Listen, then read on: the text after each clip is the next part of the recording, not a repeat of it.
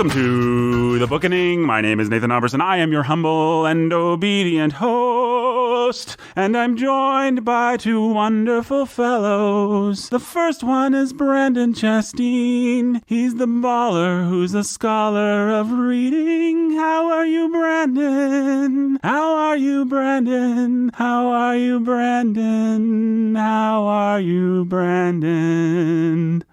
I'm doing well. How could you not be? That was beautiful. The other person across from Brandon in a triangular shape with me is Jake Mansell. He's a pastor. He's also the master of reading and of bleeding if you prick him.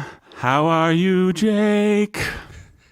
I'm doing very well. I'm so glad. Feeling very softened and very ready for this episode now. Now, you may be wondering what this episode is about. Probably not, because you probably saw what it was about when you downloaded. But in case you just walked into a room where somebody was playing this episode and you didn't know what it was about, or you just like to shield your eyes or not look what the episode's about and be surprised, then let me enlighten you as to what this episode is about. This episode is about a certain genre of literature, one that we've been covering a lot of lately. And that genre of literature includes such things that we have read over the last couple of episodes as Winnie the Pooh and Boys of Blur. Now, what would you say? What would you guys say that those books have in common? I wonder.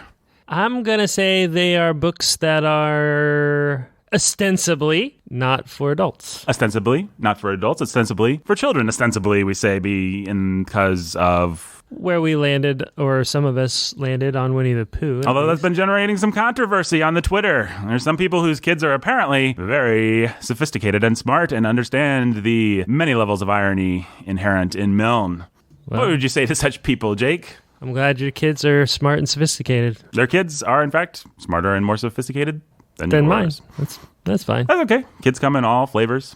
Which is one of the reasons why it's so difficult to talk about children's literature. And that's the question that we're going to answer today is what constitutes a good book for kids? We're going to take a step back and look at it more theoretically. And we're going to get into that topic by talking about the Newbery and Caldecott Awards, specifically the Newbery Awards, which are given to books as signifiers of quality by whatever organization gives them, which is one of the things that Brandon Chasteen, the baller who's a scholar of reading, or the scholar who's a baller of reading, is going to be talking to us about. That's where we're going to start. We're going to start with Newbery and what they think is quality. And we're going to use that as a springboard for a conversation about what you should look for in kids' books, you know? I mean, should they be edifying? And I mean, nobody's saying that they shouldn't be edifying, but should they, should their primary goal be to form your children and teach them and all this sort of thing? Or should their primary goal be to entertain kids and just get kids reading, Is it better that kids read junk than don't read at all? Those are the kinds of questions that we're going to answer, and I could not be more excited as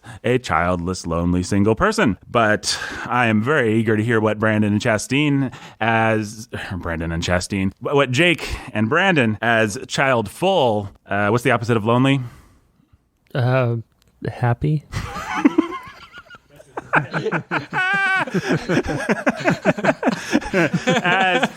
Yes. Oh, Jake, you're knocking them out of the park lately. Jake is absolutely correct. As happy people, we're going to hear from Jake and Brandon, and they're going to say what their delightful broods of little joy and the continuance of their lineage. We're going to find out what it's like to have hope and joy. And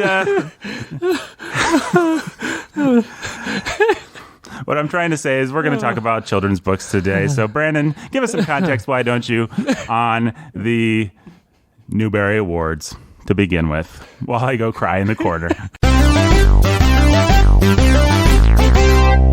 So we've talked about the Newbery before, who it was actually started by, or in honor of that guy Newbery, who started children's literature. If you want to hear about his history, you can go back and listen to the Winnie the Pooh episodes. But this was established in the 1920s. At first, it was like a panel of librarians and stuff who were over children's departments in libraries across the nation. It's an American award. I think towards the mid-1900s, it became more codified, and so you had some members who were elected, some members who were or some members who were nominated, some members who were just a part of this committee. Then you have a head of the committee, and they meet twice a year, and they read these books that are either suggested and nominated by them, or any young adult children's novel is up for consideration, even if it hasn't been nominated. But they read these twice a year, they meet, they discuss, and they decide which book they're going to give this medal. And then they also choose a handful of novels that will get honors. So the Newbery Honor. They don't get the award, but they get the honor. But the honor, you can still put like... Yeah, you get the Newbery stamp. You still put the stamp on the front of your book, and it sells way more, and people are in, like, it's an honor to get the honor. Yeah, so like as a kid, I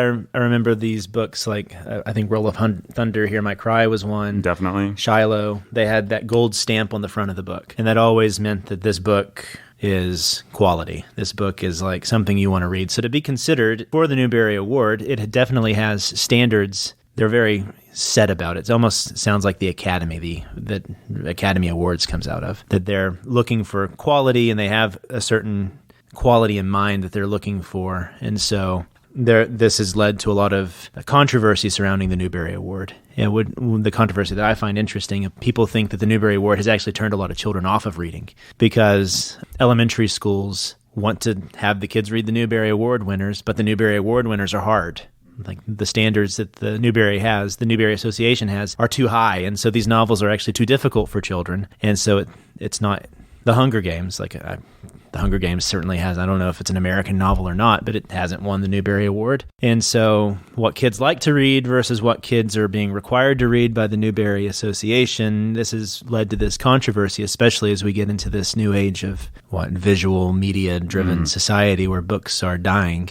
It's an interesting debate. Yes, I think we both saw a Washington Post article where a gentleman named John Beach, Associate Professor of Literacy Education at St. John's University in New York, studied 30 years of book lists chosen by children and adults. He found that there was a less than 5% overlap between the Children's Choice Awards and the annual Notable Children's Books list, which includes a lot of the Newbery and Caldecott winners. So the debate that comes out of this, it's on the one hand you have Harry Potter, and on the other hand you have those, and Harry Potter may be a bad example, you have the Hunger Games.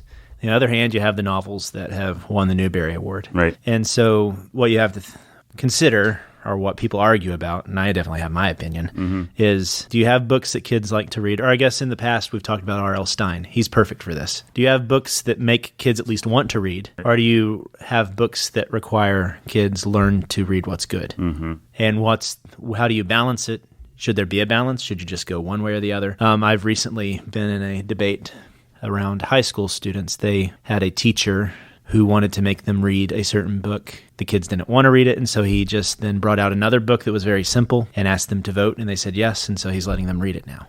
And is that the way that teaching literature should happen? Is that the way that we should be leading kids when we're teaching them books?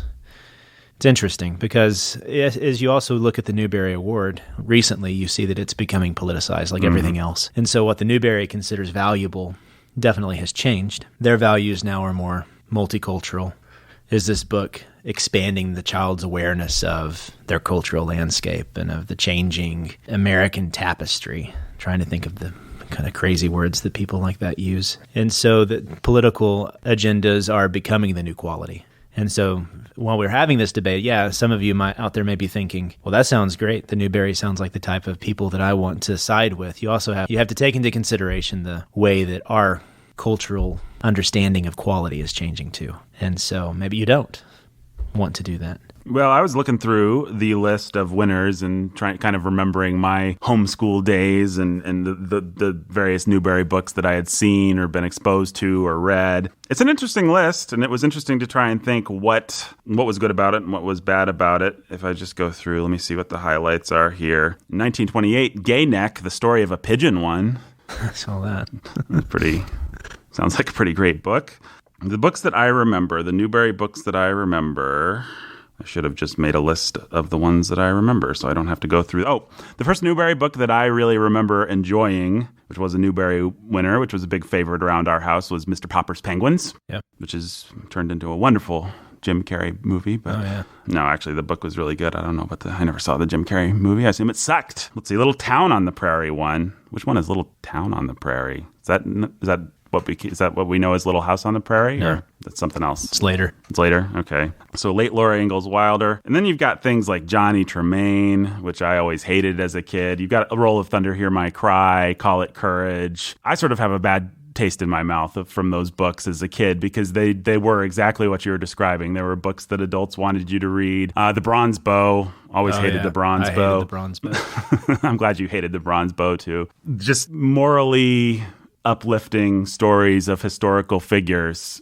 that didn't have anything fun or entertaining about them. Yeah, and you can see with the Newbery Awards each year what the people, like the librarians who were overseeing it, what they thought was good for children and what they wanted children to read. And so as you get later on, you get things like what stories on the war front of Cuba or something. I forget what it was called. But these, they may be well written. They may not be. I know certainly from my past experience as an undergrad that you can get things that professors want you to read because they're multicultural. They're just bad. I'm trying to remember what the name of that book was. Oh, it was so bad. All that to say, just because some academy is feeding you the best books of the year doesn't necessarily mean they're what's actually good. But the fact that they do have standards of some kind, and the fact that those standards do have to do with the quality of storytelling, and they do have to do with the prose and how well written the book is, it does mean something that N.D. Wilson was considered for the award. And it does put him into a certain category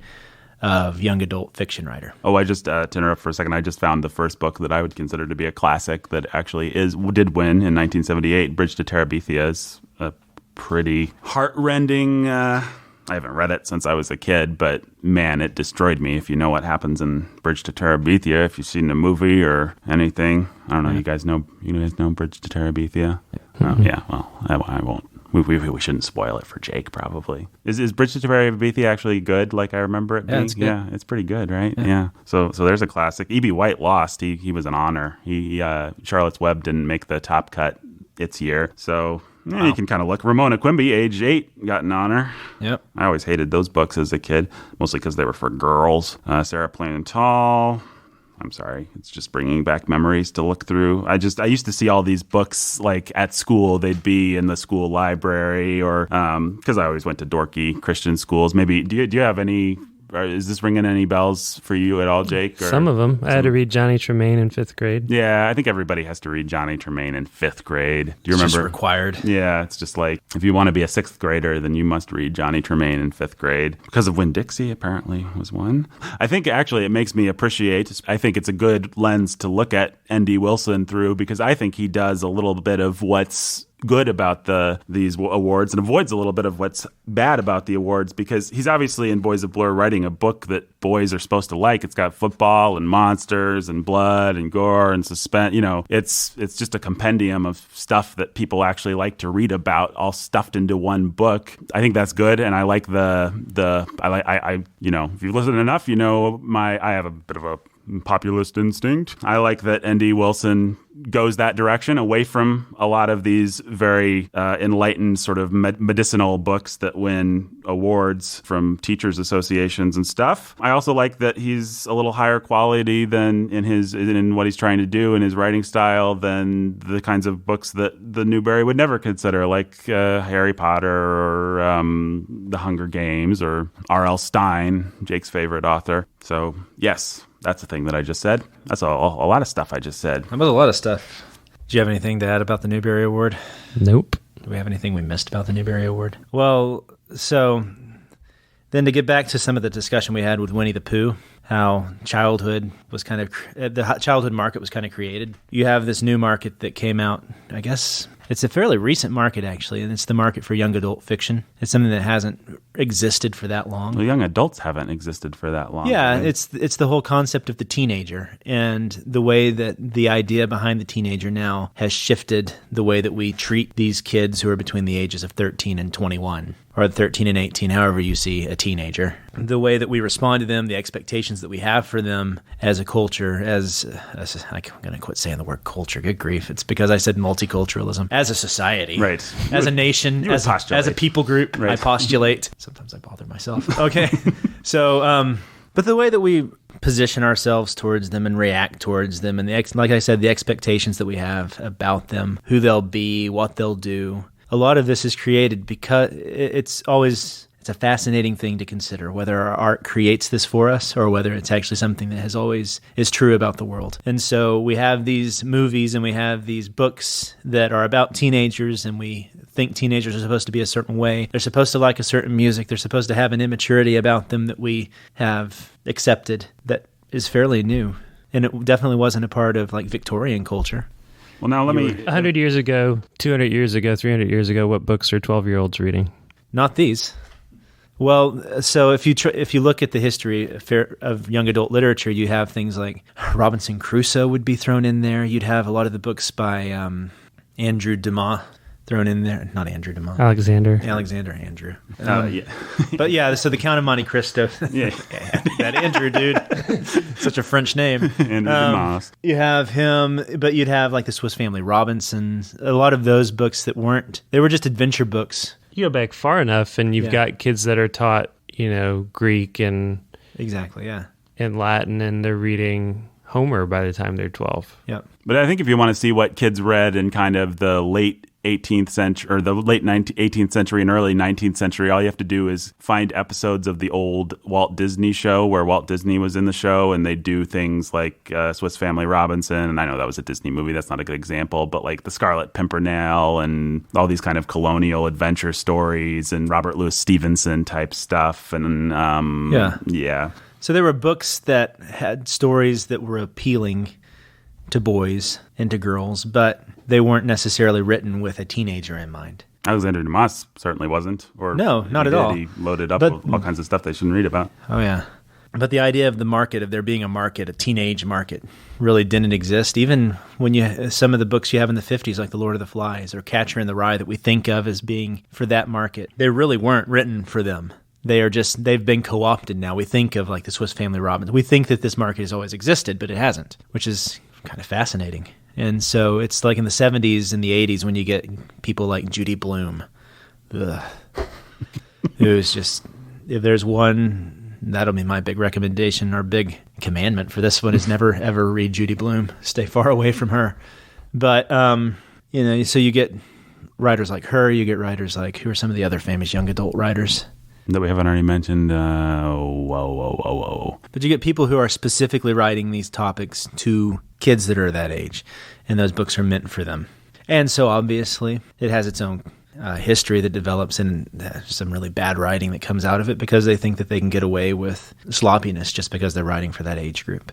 And so then you have things like the Newbery Medal, which wasn't intended to offset that, but does do a good job sort of offsetting that because it encourages quality, because you have writers who want to get the Newbery Medal. Well, let me ask you guys this, if I can break in for a second. How did you guys feel when you were teenagers, or when you were in the demographic? Did you guys like the fact that there were marketing guys out there who gave you your own section of books? Were you attracted to those books more than other books? My answer would be a big fat no. I think I resented it and always wanted to be like, I can read adult stuff. Why do I have to have my own category? I actively disliked it. Like, I thought about it, noticed it, and didn't like it as far back as I can remember, because, why do I want to read these slim little books in this section that's supposed to be for me with goofy, fantasy art or romance art? And I just always thought, you don't know me, YA market guys. I mean, we got the Scholastic magazines, and they were always given to us or sent home with us or whatever, and everybody had to buy books from it. And so that was the catalog. But the reason I ended up settling on Goosebumps is because it was what was cool in third grade, and then, that was it. That was as far as I got with it. I didn't browse any of the other titles or anything like that. Just picked a thing that wasn't going to look dumb when it showed up.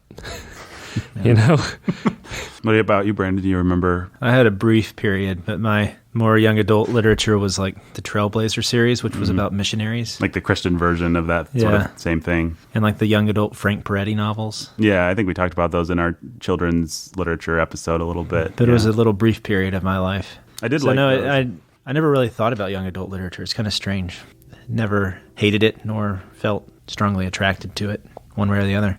Yeah, I never, I don't know how many Goosebumps books I've read, probably upwards of 50 or 60. I have no idea. But I actively sought them out that I can remember. Mm-hmm. It was just like, here's a thing that now everybody knows Jake likes. And so, whenever the Scholastic magazine came and it was time to order, that's what I got. And when birthdays and Christmas rolled around, that's what grandparents who asked about what books to get, that's what they got. And I devoured them because they were easy. I liked the book that I could go up to my room and read in an hour or two or however long it took in an evening, one way or another in one sitting. Yeah. Well, I think that actually answers the question, sort of, which is that, you guys didn't care about it and I resented it. I think probably the market is designed, if I had to guess, I don't know, I'm not a marketing guy, but I bet grandmas buy a lot more books than young men and young ladies do probably. And so I think the market's designed for grandma to be like, here is a section in the bookstore that I can grab pretty much anything. And look, there's baseball on the cover. I know he plays baseball. yeah, he'll probably this. It's a YA. He likes monsters. Here's exactly. Oh, look, she likes babysitting. Babysitters Club. I don't know. And I don't like that. I mean, probably good for selling books, so yay marketers, but I'm not a big fan of that sort of, it doesn't result in kids reading better books. And I think maybe Newbery and those sorts of organizations have the opposite problem from an opposite angle where they're thinking, here's the medicinal thing that will be good for the kid to read, or here's the thing that I really liked that moved me as an adult that I think that kids should be moved in the same way. And I think what you actually have to think about is what's going to be appealing and what's going to be helpful for an actual kid, which is what too few of the pundits on either side do. As far as I'm concerned, the only people that do it are Nathan Alberson, Brandon Chastain, and Jake Menzel. Oh, yeah, we're the only ones. So what you end up with is you have the Newbery, which is reminding me of like PBS. Mm-hmm. So you get these things that are supposed to be, like you said, healthy. And then you have on the other end, like the Disney Channel.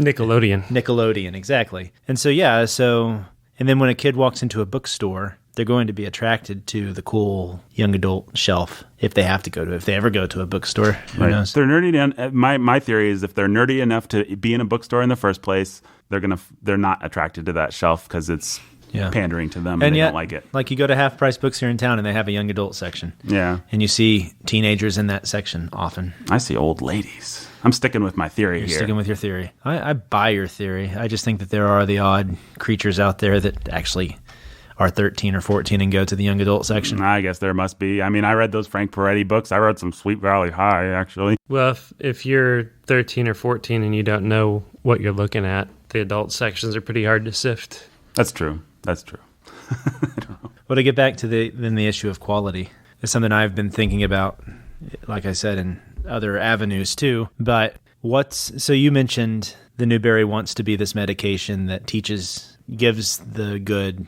counter panacea, not a panacea, but the good medicine against the bad, the junk pulp, food that is the pulp. Yeah.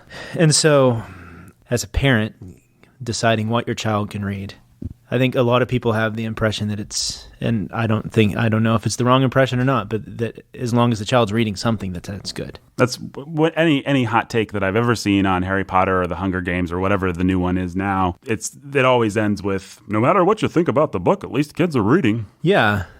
And if we found out that television was good for the eyes, you'd say, well, it doesn't matter what they're watching. At least they're watching something. Right. I don't know. Is that true? So we have the mantra from C.S. Lewis that we're always going back to, that the first thing a good story has to do is be entertaining. Obviously, these young adult novels like that are entertaining. Mm-hmm. At least they've got that going for them.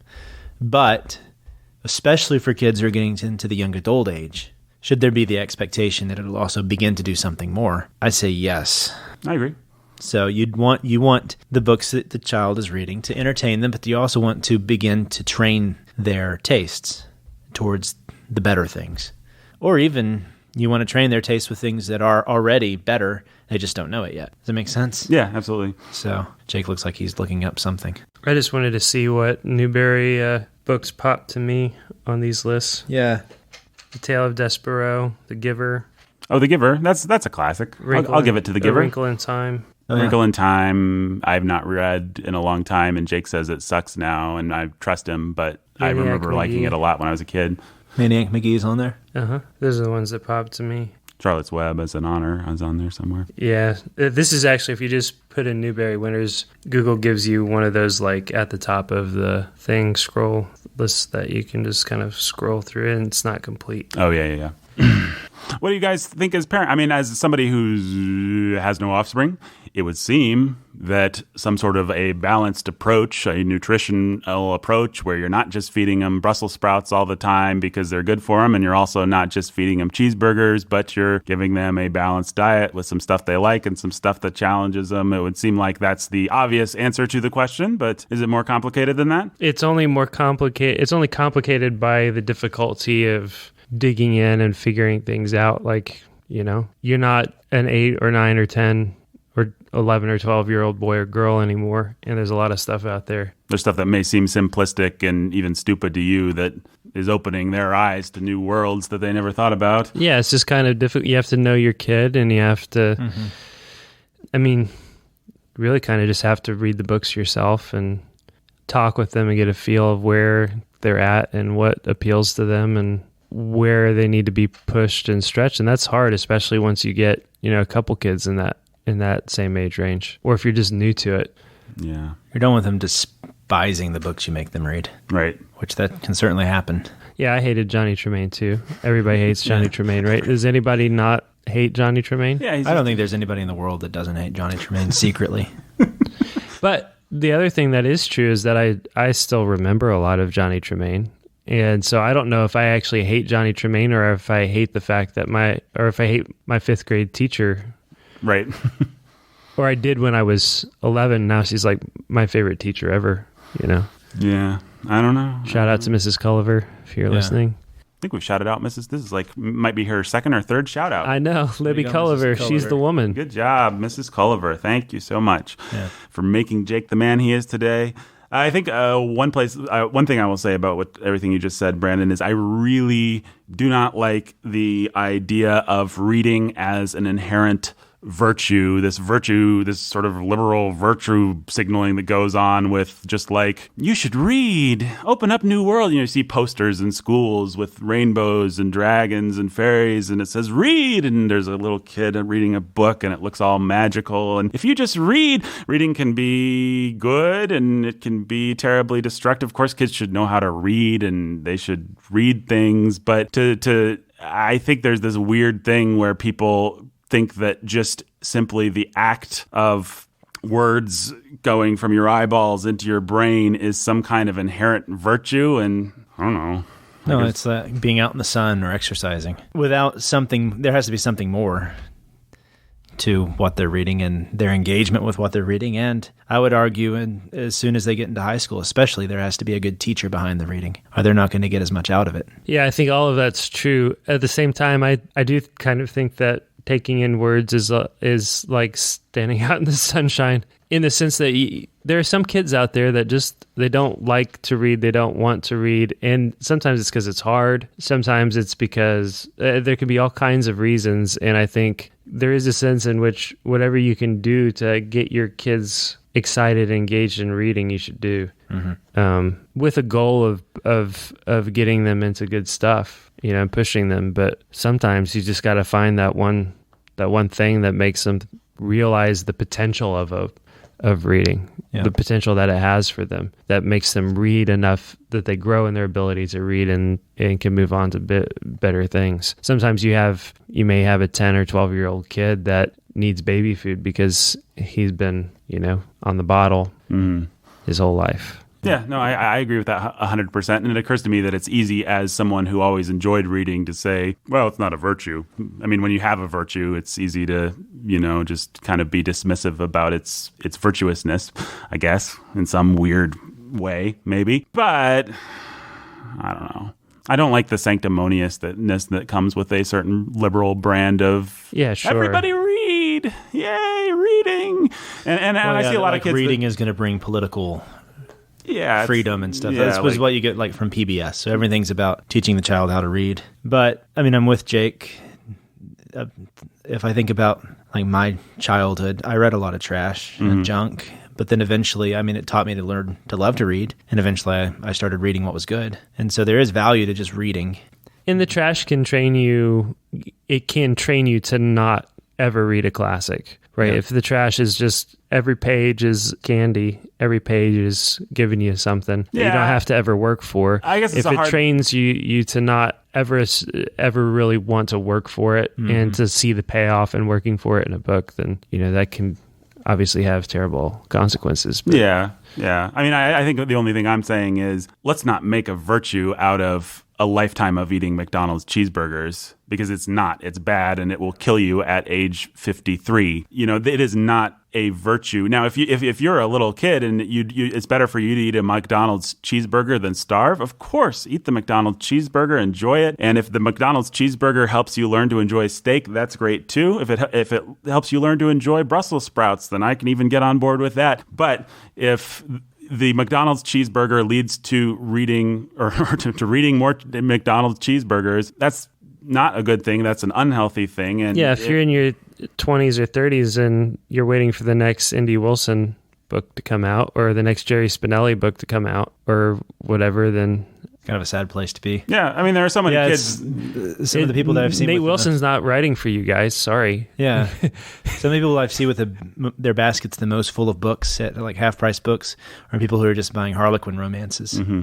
So just because you love to read doesn't necessarily mean that it's done you any good. Yeah, many of the best people, the people that read the most that I've known have been like, I don't want to be too I don't want to be classist or anything, but I don't know how to say it without being classist though. Like, I've known in my time a lot of, there's just no way to say it. That doesn't sound mean, but redneck housewives read all the time. I mean, it's just a fact. Yeah. They read like Reader's Digest voraciously, and they read Harlequin romance, and they read they read like books with sex that make them feel better about their own miserable husband that left them and with their 12 kids or whatever. I mean, I know that's an awful stereotype, but I know that stereotype. I've met that stereotype many, many times in my life of people that just read James Patterson novels. It's always James Patterson and Harlequin romance. Nora Roberts, Danielle Steele. And it's just, it really is. I mean, my cheeseburger analogy is pretty good. It's like, it's gonna kill you. It's gonna corrupt you. It's not something that's, and maybe it's better than starving, but maybe there becomes a certain point where starving's better. Starving's the virtue. I don't know. You just gotta live the tension, I suppose. It's better than daytime soaps. Mm-hmm. Well, maybe. Yeah. Maybe. Some of the Harlequin romances are pretty bad. Driving down the stereotype. Yeah. Oh, it's better than daytime soaps, yeah. Because, a lot of, so they love to read, but they haven't been also taught that it's a good... But they don't love to read. What they love is to escape. Yes. Mm-hmm. They love to escape. And that's what reading was for me. In anything, if you go back and listen to that episode, what I didn't say about Huck Finn, because I didn't realize it until I got back into it, was that Huck Finn was a tremendous escape for me. But it was an escape. It was the steak escape instead of the cheeseburger escape. It was part of why that book was so important for me. Was here's this wonderful. It's like, here's a steak and it's seasoned perfectly for you and it's delicious. Mm. And why were you ever reading R.L. Stine when there's a Mark Twain out there? When you could be making sandcastles at the sea. That's right. Yeah. But so, as a kid, it was escapism. And then I found the escape that opened me up to literature in general, and it was just the right book at the right time. But what you actually have, with 20, 30, 40, 50-year-old people reading pulp is just people who are addicted to the escape. Yeah, but they've never trained themselves to also love the beauty, the part that makes it art. And that's why, like, Dickens was an escape for me as well for a long time until, then I started to read other things. And I was like, well, actually, there's a lot of value to Dickens too. And so then you begin to appreciate those things about the story that you weren't noticing when you were young.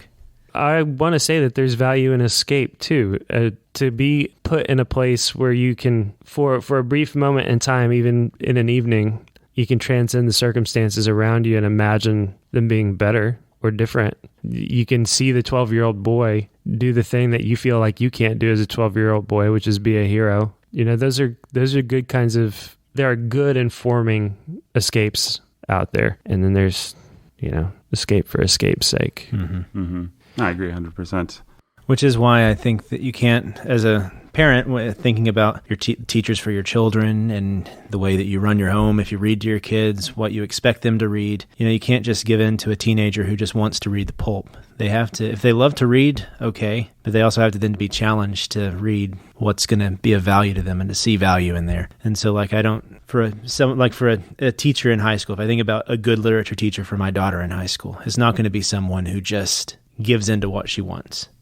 It's going to be someone who forces her to say, no, you may not want to read Shakespeare, but there's actually a lot here. And then prove to her Shakespeare's worth it by being passionate about it yourself and teaching it with enthusiasm and love it. And that goes a long way. I've had a lot of good teachers in my life, and that went a long way for me learning to love good things. Yeah. So I think people need to realize that I'll stake my I don't know what. Taste is something that is proactively developed or not proactively developed, but you make choices that change how your taste develops, whether you make them thoughtfully or whether you make them thoughtlessly. You are in some measure responsible for what happens to your taste and how it grows. And it's not just, there are things that are inherent about, you might like certain things and blah, blah, blah. A kid has to be taught how to like certain things that they otherwise will not like. I have no problem saying that. Absolutely. Yep. Absolutely. And as a parent, your job is to cultivate the tastes of your children in healthy ways. Which sometimes in good means, ways and beautiful ways. Which often means that it's your job to cultivate the laziness out of yourself. Yeah. Because you're going to want to just do what's easy. And, oh, man, I really don't feel like doing this right now. I'd much rather turn on the TV than read them The Wind in the Willows or something. Right. Yeah, and I've said this before to people, maybe jokingly, but there's the kernel of truth in it, and that's that I don't trust an adult that eats Skittles and drinks Mountain Dew. Yeah. You know what I mean? Like, are you so averse to what's underneath that joke is the idea that if that's who you are, what it tells me about you is that you're averse to hard things. Right. Like you don't like hard things. If you couldn't make yourself take a risk to drink something besides Mountain Dew and eat something besides Skittles, the most sweet. Why should we trust you to take a risk? I mean, it's a sign of arrested development, isn't it? I mean, I think it is. It's just immature. Sorry, Skittles, Mountain Dew listeners. No, I mean, at the same time, like, there's a time and place maybe for everything and everything in its for Skittles and Mountain Dew. For Skittles and Mountain Dew, but I'm just talking like. Well, it's amazing. Oh, yeah. Well, I've just had a recent eye-opening experience. This is going to sound awfully virtue signaling, but I've been on a diet which basically precludes me eating a bunch of fast food every night on my way home from work. I would get like McDonald's or something, and I haven't done it for a while. And I've found that like if I get McDonald's now, it's not that good. It kind of sucks. Surprise. But, I mean, I liked McDonald's. I was eating it every day or something equivalent. Yeah. And it actually just within a few months of not having it a lot, it's like it went way down on my list of things that I like. Like I don't want it now. And it's just weird how much of a proactive choice McDonald's turned out to be. Like I've been choosing all my life to like McDonald's, and it turns out I didn't have to. And life is better not liking McDonald's in all kinds of ways. If you like McDonald's, that's fine, blah, blah, blah, blah, nuance. But well, our tastes are heavily built on habit. And so if it becomes a habit that you eat fast food, you're going to like it and you're going to expect it. And so a lot of that comes with bad literature too. It's kind of the similar analogy that if you like that ease, but you like the thrill that it brings you, then it's going to not seem as good when you get into like Anna Karenina. But then if you really devote yourself to it, teach yourself to like it, because you know that people who say you should like this, that you trust, tell you should like this, right? Right. You go and you learn to like it, then you go back and you try to read Harlequin romances, right? And it doesn't seem as good. Which is interesting coming off of the episodes where we basically said we didn't really like William Faulkner very much. But I think what the listener might want to know is that a lot of, what's the word, hand-wringing, there's a lot of heartache and discussion behind the scenes before we decide to not like something that's considered a classic, because you do have to allow for Faulkner to stretch you and to develop muscles that you maybe don't have. And sometimes we bemoan the fact that we do 12 books a year, and so we maybe don't have the time to let someone like Faulkner stretch us. Ultimately, I still think Faulkner is a failure, but not without. I want to go out and run that race before I say that the course was stupid. Whatever the metaphor is, there's probably a much better one, but I want to eat those Brussels sprouts and let them digest and sit in my stomach and see how things come out. That's not. I want to allow for Faulkner to stretch me. I want to allow for Hemingway to stretch me. If we're going to say that one of these guys isn't good, then it has to be because we've done the work of really. If all of France thinks that escargot is a delicacy, then you can turn your nose up at it as an American and say who grows snails, or you can say there's a reason a whole culture thinks that this is special. And before I say I'm going to think this is disgusting, I'm gonna give it its fair shot. Yeah. And you might find out that the culture you thought was representative of everybody is just actually the high elite academy that wants to tell you and force it down your throat, which is what's happened with Faulkner. So yep. And you're like, I don't have to be bound to love him, but I still should read him and then be able to tell these people why they're wrong. Turns out that only snotty French people who like disgusting things and have developed their ability to tolerate disgusting things and then hold it over people. Yep. Like escargot. Bunch of accordion playing, freedom hating.